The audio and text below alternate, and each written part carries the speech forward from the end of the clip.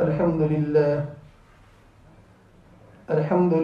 नहमदुहु व नस्तईनुहु व नस्तगफिरुहु व नु'मिनु बिही व नतवक्कलु अलैहि व नअऊज़ु बिल्लाहि मिन शुरूरि अनफुसिना व मिन सय्यिआति अअमालिना मन यहदिहिल्लाहु फला मुदिल्ल लहु व मन युद्लिलहु फला हादिय लहु व नशहदु अन ला इलाहा इल्लल्लाह वहदहु ला शरीक लहु ونشهد أن سيدنا ونبينا ومولانا محمدا عبده ورسوله أرسله الله تعالى إلى كافة للناس بشيرا ونذيرا وداعيا إلى الله بإذنه وسراجا منيرا صلى الله تعالى عليه وعلى آله وأصحابه وأزواجه وذرياته وأهل بيته وطاعته أجمعين أما بعد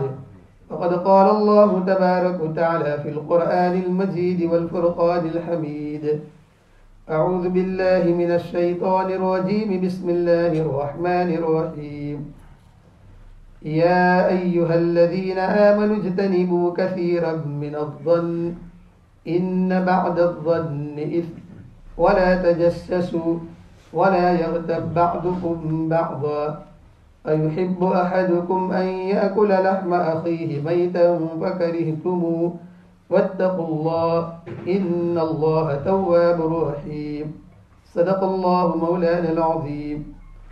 درود شريف. اللهم صل على محمد وعلى آل محمد كما صليت على إبراهيم وعلى آل إبراهيم إنك حميد مجيد. बुजुर्गान मुहतरम, अल्लाह तबारक व तआला का ये बड़ा करम, एहसान और फजल है कि उस करीम ज़ात ने मुझे और आपको दीन का हम फरीदा नमाज जुमा अदा करने के लिए यहाँ जमा फरमाया। हम दुआ करते हैं कि अल्लाह तबारक व तआला हमारी इस हाज़री को अपनी बारगाह में कबूल और मंजूर फरमा कर उसे हम सब के लिए दुनिया और आखिरत में नजात और हिदायत का जरिया बना दे, आमीन। आखिरी 3 हफ्ते से कुरान मजीद की इस आयत करीमा के मुताल्लिक कुछ बातें इससे पहले अर्ज़ की थी। अल्लाह तबारक व तआला ने मुसलमानों का तज़किरा किया और मुसलमानों से कहा, ईमान वालों से, कि इज्तनिबू कसीरम मिनज़्ज़न। गोया अल्लाह तबारक व तआला एक अच्छा माशरा, एक अच्छी सोसाइटी और इंसानों के दरमियान के अंदर आपस में अच्छी और बेहतर ताल्लुकात के लिए अल्लाह तबारक व तआला अपने बंदों को और ख़ास तौर पर ईमान वालों को अल्लाह ये बता रहा है कि तुम्हारी सोचें और तुम्हारी थिंकिंग को तुम सही करो। जिस माशरे और जिस समाज के अंदर थिंकिंग जिसकी बुरी हो, जिसकी सोच गलत हो, तो वो माशरा बर्बाद हो जाता है, वो तबाह हो जाता है। वो माशरा, वो समाज, वो सोसाइटी, वो लोग आगे नहीं बढ़ सकते, इसलिए कि हमेशा उसके दिमाग में नेगेटिव पहलू आता है और मनफी सोच उसके दिमाग में पैदा होती है। जो माशरा, जो समाज जिसके दिमाग में, जिसके दिल में हमेशा मनफी सोच पैदा हो, मुस्बत न हो, तो वो माशरा आगे कैसे बढ़ सकता है। और इसीलिए अल्लाह ने फरमाया कि बहुत ज्यादा तोहमतें रखने से, बहुत ज्यादा बदगुमानियों से बचो। अच्छा गुमान मोमिन के लिए रखना ये तो बहुत अच्छा है। अल्लाह के नबी फरमाते हैं ये बेहतर है, उस पर अजर है। और बदगुमानी, ये तो कुरान कहता है कि ये तो गुनाह है। तो अल्लाह तबारक व तआला अपने बंदों को, ईमान वालों को गुनाह से बचाता है और बताता है अल्लाह ताला कुरान में कि देखो तुम अच्छी सोच के मालिक बनो। हमारा माशरा उल्टा जाता है, हम लोग हमेशा नेगेटिव सोचते हैं, मनफी सोच हमारे दिमाग में पैदा होती है। घर के अंदर बहुत सारे लोग बैठे हुए हैं, रिश्तेदार आपस के अंदर, और अगर आपने उस मजलिस के अंदर से किसी को बुलाया और उठाया, मिसाल के तौर पे अगर शोहर ने बीवी को ही कहा कि जरा 2 मिनट दूसरे कमरे के अंदर आ जाओ, या मुझे आपसे बात करनी है, तो पूरी मजलिस के अंदर अक्सर लोगों के दिमागों में रिश्तेदार है, कभी कभी हुसर बैठे हुए हैं, सास बैठी हुई है और दूसरे रिश्तेदार हैं, लेकिन दिमाग में ख्याल आएगा कि ये कोई बहुत ज्यादा इंपॉर्टेंट बात करने के लिए गए हो और हमारी मजलिस और हमारे घर के मुताल्लिक कोई बात है, इसीलिए उसका शौहर बीवी को उठाकर उधर ले गया और फिर उससे फितना पैदा होता है। 2 आदमी बात कर रहे हैं और हमने देखा कि ये दूर खड़े रहकर बात कर रहे हैं, लेकिन हमारे दिमाग में ख्याल आता है ये मेरी बात कर रहे हैं, ये मेरे घर के मुताल्लिक बात कर रहे हैं।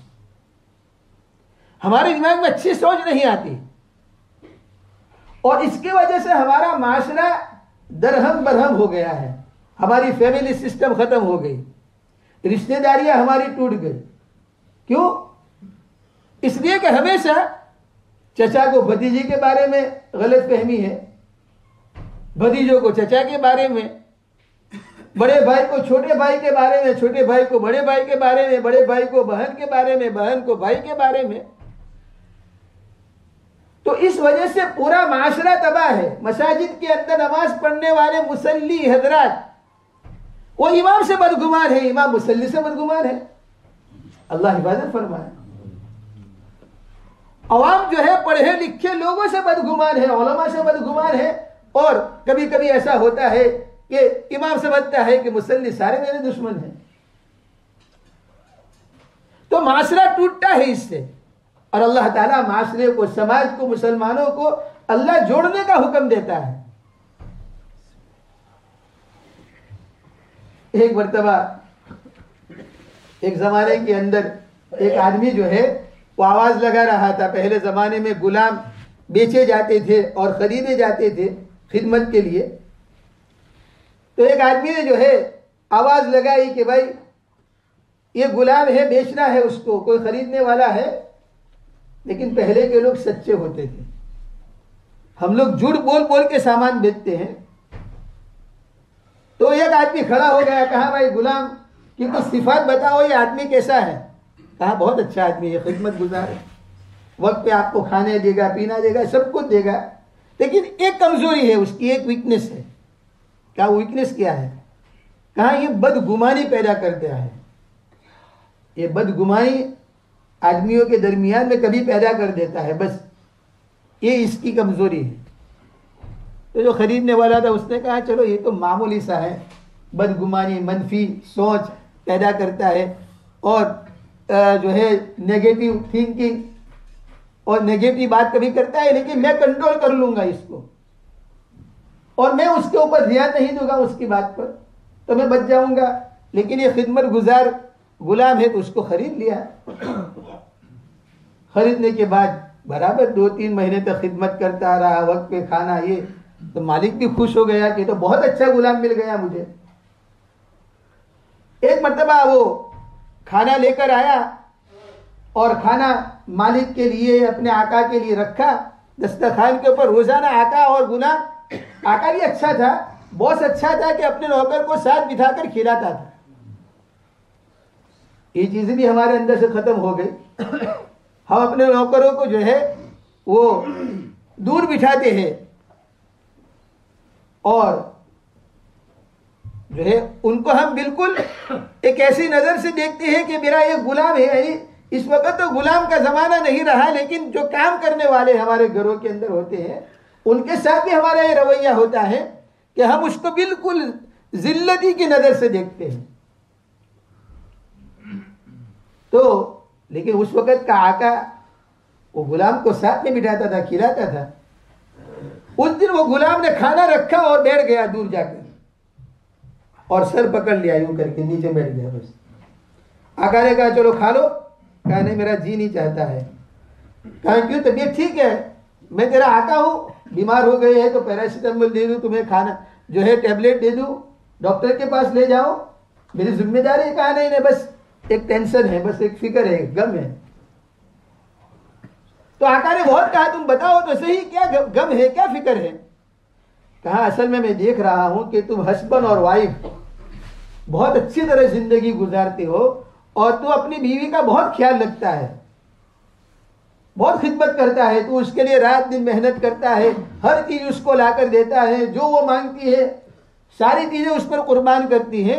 लेकिन मैं देख रहा हूं, मैं क्या बोलूं, अपनी आंखों से मैंने क्या क्या देखा है मंजर तुम्हारी बीवी के बारे में, वो ये कि तुम अपनी बीवी का इतना ख्याल रखते हो, लेकिन तुम्हारी बीवी का ताल्लुक किसी और गैर मर्द के साथ है, उसका ताल्लुक उसके साथ है। आका ने कहा अच्छा, तो कहा कि ये तो बहुत खतरनाक बात तुमने सुनाई। कहा मैं तो ये 2-3 महीने से देख रहा हूं, लेकिन मैं गुलाम हूं। गुलाम क्या बोले आका के सामने, लेकिन आप मेरे साथ बहुत मोहब्बत करते हैं, मुझे खिलाते हैं, पिलाते हैं, सारी मेरी जरूरत को पूरा करते हैं, तो मैंने कहा कि मैं नमक हराम न हो जाऊं अगर ये बात आपको ना बताऊं। तो कहा इसका इलाज किया है? कहा कि नहीं, अभी ये पक्की रिपोर्ट तो मैं तुम्हें ज्यादा दूंगा। बॉस से कहता है गुलाम, अभी मुझे 1-2 दिन का और मौका दो, 2-4 दिन की और मोहलत दो, फिर जब मैं पक्की रिपोर्ट दूं उसके बाद तुम तुम्हारी बीवी के ऊपर कार्रवाई करना, अभी मत करना, अभी कोई कदम मत उठाना। क्या ठीक है? इधर आका तो काम पर चला गया, खेत में काम करता था, उसकी प्रॉपर्टी थी वगैरह, वो बाहर रहता था पूरा दिन। गुलाम घर में था, बीवी के पास आया। कहा, बीवी ने कहा कुछ खा लो, पी लो, नाश्ता कर लो। कहा जी नहीं चाहता है। कहा बहुत टेंशन, बहुत फिक्र में। कहा क्या हुआ? कहा कि तू कितनी अच्छी औरत है, कितनी खूबसूरत भी है, और तो अपने शोहर की कितनी खिदमत करती है रात दिन। जो शोहर खाना मांगता है तू दे देती है, जो उसका कपड़े ये वो सारी खिदमतें तू करती है, लेकिन तेरा शोहर है कि वो किसी और को चाहता है, किसी और औरत के साथ उसका ताल्लुक है। कहा अच्छा? कहा तूने कहा बहुत खतरनाक बात सुनाई। कहा मैं तो तुमको ये कहने वाला नहीं था, लेकिन तू मेरे साथ जो मोहब्बत करती है, मुझे खिलाती है, पिलाती है, पैसे देती है, रुपये देती है, माल देती है, इस वजह से मैंने चाहा कि मैं तुमको बता दूं। तो क्या अच्छा? तो कहा ये क्यों कर रहा है मेरा शोहर, मैं खुद खूबसूरत हूं और कभी मैंने मेरे शोहर को तकलीफ नहीं पहुंचाई। तो उसने कहा असल में उस पर जादू हो गया है, उसके बाद शहर है। कहा अच्छा? तो क्या इसका इलाज क्या है? कहा उसका इलाज है, और वो इलाज मैं जानता हूं। तो क्या वो क्या? कहा एक काम करना, तेरा शोहर जब रात को सो जाए तो उसके दाढ़ी का जो अखीर वाला बाल है ना, यहाँ होता है बिल्कुल अखीर में एक बाल होगा दाढ़ी के अंदर, तो वो काट कर, वो बाल 1-2 बाल तो काट कर ले आना मेरे पास, मैं उसको कुछ पढ़ूंगा, उसको तो दफन कर देगी, तो उसके बाद औरत शोहर जो है वो उस औरत से उसका ताल्लुक टूट जाएगा और तुम दोनों आपस के अंदर बहुत मोहब्बत के साथ रहोगे, वरना वो सारी मिलकत वो औरत उड़ा के ले जाएगी। औरत ने कहा कोई बात नहीं। उधर ये बात हो गई, इधर ये शोहर, ये गुलाम जो है वो अपने बॉस के पास चला गया, बॉस के साथ बातचीत हुई, कैसे है, क्या है, खैरियत, काम करने लग गया खेती में। तो बॉस ने पूछा क्या खबर है, अब क्या करें हम अपनी बीवी के लिए जिसके साथ उसका ताल्लुक है। कहा कि अब क्या ताल्लुक, अब मैं क्या बताऊं तुम्हें, रिपोर्ट ये है कि तुमको मारने का प्लान हो चुका है, कत्ल करने का और तुम्हारा गला काटने का। अच्छा? कहा आज रात को देखना तुम, वो अपने जो है प्रेमी के साथ और अपने बॉयफ्रेंड के साथ मिलकर तेरी औरत जो है तेरा गला काट देगी। शोहर ने कहा अच्छा। तो कहा तो ऐसा करना कि सोना मत, बल्कि जागते रहना और खाली खाली ढोंग करना सोने का और खर्राटे लेना, और फिर देखना क्या होता है। इधर औरत को कहा कि एक अस्त्रा ले लो और उसका बाल काट के लाओ, और इधर शोहर से कहा कि तू सो जा, लेकिन सोने का ढंग करना बस। रात को शोहर सोया, बीवी आई अस्त्रा लेकर, उन्हीं जो शॉप में होता है दाढ़ी वगैरह सेव की जाती है, और पहले जमाने में लंबे लंबे होते थे बड़े, आजकल भी इंडिया पाकिस्तान बांग्लादेश वगैरह में होते हैं वो। तो वो लेकर आई और उसने तलाश किया कि भाई बाल कहाँ है, और हाथ में अस्त्रा है बीवी के, और शोहर तो जाग ही रहा था। तो जैसे ही उसने देखा कि ये तो अस्त्रा लेकर आ गई मेरी बीवी और मेरा गला पकड़ रही है, तो फौरन उसने जो है शोहर ने बीवी के हाथ से अस्त्रा लिया और बीवी को ज़बह कर दिया। इन्ना लिल्लाह, ज़बह कर दिया। अब मामला आगे बढ़ा, पुलिस आई वगैरह, तफ्तीश हुई, शोहर को पकड़ के ले गए और जेल में डाल दिया, जेल में डाल दिया। इधर बीवी चली गई। अब वो जो गुलाम था जिसकी आदत थी बदगुमानी पैदा करने की, वो तो बाहर है। एक बताओ, वो आदमी जिसने उस गुलाम को बेचा था उधर से गुजरा, तो कहा ये बंदा जो जेल में है इधर, ये तो वही है कि जिसको मैंने गुलाम बेचा था। ये बहुत अच्छा आदमी है, शहर का इज्जतदार आदमी था, इसने क्या गुनाह कर दिया। तो आदमी ने पूछा कि तुम क्यों कि जेल में आ गए, क्या हुआ तुम्हारे साथ। कहा कि वो गुलाम ने मुझे यहां भिजवा दिया। कहा क्यों, तो कहा कि इसने इस तरीके से बात की। उसने कहा देखो मैंने पहले कहा था मेरा गुलाम अच्छा है लेकिन बदगुमानी पैदा करता है, वो जो है तुम्हारे दिल में शुकूक और शुबहात पैदा करता है, लिहाजा उससे बचना। तो देखो, एक बदगुमानी ने एक बेगुनाह मोहब्बत करने वाली औरत की जान ले ली और ये हमेशा के लिए जेल में चला गया। तो जब माशरे में बदगुमानी फैलती है और फैलाई जाती है तो उससे माशरा और समाज टूटता है उससे। इसलिए बदगुमानी से अल्लाह फरमाते हैं कि बचो। बदगुमानी ये मुनाफिक की निशानी है, ये मुनाफिकीन की निशानी है। और अल्लाह तबारक व तआला ने कुरान मजीद में मुनाफिक की निशानियों के बारे में बताया है। मुनाफिक जो ये कहता है ऊपर से कि हाँ, मुनाफिक के बारे में नहीं कहा कि वो नमाज नहीं पढ़ेगा, अल्लाह ने ये नहीं कहा। कि अल्लाह ने क्या कहा, नमाज तो पढ़ेंगे वो, इज़ा क़ामू इला सलाति क़ामू कुसाला, लेकिन बहुत सुस्ती के साथ उसका दिल नहीं चाहेगा कि मैं नमाज पढ़ूं, बस जल्दी जल्दी पढ़ूं, जल्दी भाग जाऊं। अल्लाह ने ये नहीं कहा कि मुनाफिक जिक्र नहीं करेगा, अल्लाह ने कहा जिक्र भी करेगा। यज़कुरुल्लाह इल्ला क़लीला, जिक्र करेगा लेकिन बहुत थोड़ा करेगा, बस बोझ समझ के जिक्र करेगा, अल्लाह को याद करेगा।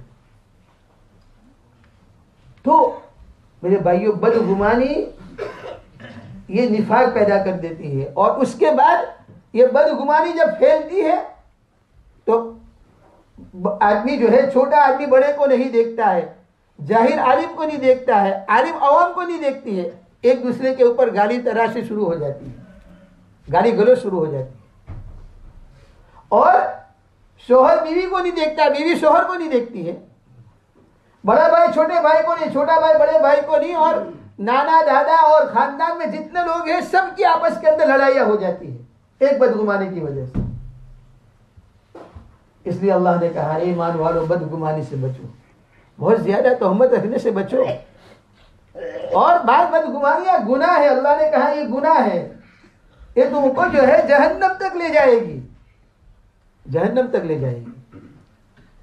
गुज़िश्ता हफ्ते में वाकया सुनाया था उस औरत का, और उस जो है बायजीद बुस्तामी रहमतुल्लाह अलैह जैसे बुजुर्ग वलीउल्लाह, तो उन्होंने बस ये गुमान कर लिया कि एक औरत और मर्द बैठे हुए हैं समंदर के किनारे पर और सनसेट का इंतजार कर रहे हैं और शराब पीकर जो है बुरे काम में लगेंगे। ऐसा ही एक वाकया हजरत शफी के बलखी रहमतुल्लाह अलैह के बारे में आता है कि वही ऐसा ही वाकया कि समंदर के किनारे पर बैठे हैं और दिल के अंदर बुराई, बस ये बात पैदा हुई कि देखो एक नौजवान बैठा हुआ है और उसके साथ एक औरत है और एक बोतल है और ये बुराई का इरादा कर रहे हैं। ये सोचा दिमाग में ख्याल आया और अचानक कश्ती आ रही थी और वो कश्ती जो है डूबने लगी। तो वो नौजवान खड़ा हुआ उस औरत के पास से, उसको साइड पर रखा और समंदर में कूद गया। और कूदने के बाद एक एक आदमी को उसने जो है बाहर समंदर के किनारे के ऊपर तैर कर जो है वो बाहर फेंकता रहा। 10 आदमी थे, 9 को फेंक दिया, एक आखिरी आदमी बाकी था। तो नौजवान ने जो है समंदर के अंदर से हजरत शकीक बलखी को आवाज दी और कहा कि हजरत अंदर तशरीफ ले आइए, 9 को तो मैंने बचा लिया, एक बाकी है आपके लिए छोड़ दिया, आप इसको बचा लो। तो बुजुर्ग एकदम चौकन्ना हो गए और कहा कि भाई पहले तो इसको बचा ले, फिर बाहर आ, फिर मुझे स्टोरी बयान कर, क्या मामला है। उसने 10 को बचा लिया और बाहर आया और कहा तुम्हारे दिल में ये ख्याल पैदा हुआ कि नाउज़ुबिल्लाह मैं कोई गलत आदमी हूं, नहीं, ये औरत जिसको तुम मेरे साथ देख रहे हो ये मेरी माँ है और बीमार है, और ये बोतल जो है दवा की बोतल है जिससे मैं उसको दवा पिलाता हूं। तो हमेशा जब भी कोई ऐसी बात देखे तो ये नहीं कि हम कहते हैं गुजराती में कि सिक्का नहीं बे बाजू जुओ, यानी हमेशा सिक्के के दोनों तरफ देखो। क्रिकेट खेलने जाते तो सिक्का ये टॉस यूं करके करता है कैप्टन, तो उसमें एक जो है जब वो नीचे गिरता है वैसा नहीं कि एक तरफ प्लेन होता है, नहीं, दोनों तरफ होता है, तो दोनों तरफ देखना चाहिए। तो किसी की कोई जो है कोई चीज देखे उसके बाद बदगुमानी के अंदर मुब्तला नहीं होना चाहिए। अल्लाह ताला हम सबको बदगुमानी से हिफाजत फरमाए। आमीन। वाखिर दावाना अल्हम्दुलिल्लाहि रब्बिल आलमीन।